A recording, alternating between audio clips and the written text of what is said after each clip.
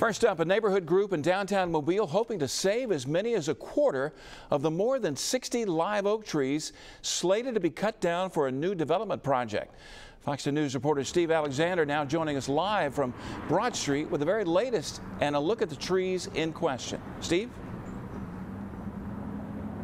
Well, of course, we're talking about live oak trees like these. Now, we're not saying this is one of the trees that's planned to be cut down, but the City Tree Commission did do a study and recommended that more than 60 of the trees be cut down as part of the Broad Street redevelopment project.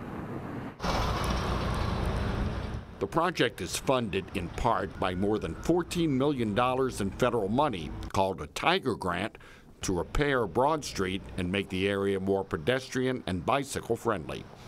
But as part of moving utilities and other work, live oak trees will have to come down.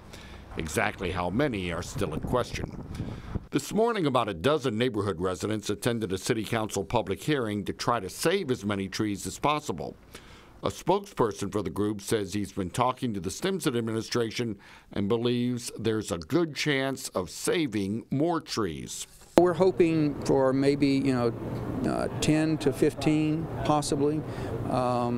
We just don't know. I mean, if it ends up being 5, we'll be disappointed, but that's 5 more trees than we had earlier. Residents also hope to change proposals for parallel parking in some areas that would save trees, and also talked about a proposal for an icon of sorts at a roundabout planned at a major intersection. At the canal and Broad Street where the roundabout is going, we would like to have a majestic live oak there. City council members say they support the Broad Street project but want to save as many live oaks as possible. Any contract that deals with the Tiger Grant is going to have to come before this council. And if that tree plan isn't in a congruency with what the community wants, then we'll have an ability to address it then.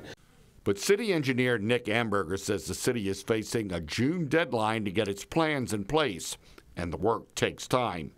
He showed a diagram of power, sewer, and other lines that exist on just one street.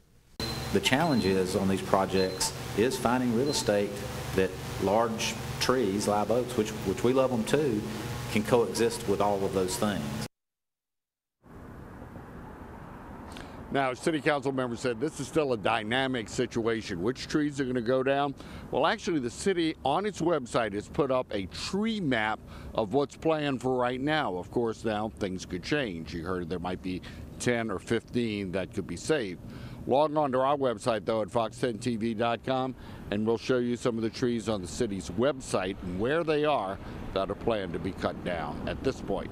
Reporting live, Steve Alexander, Fox 10 News.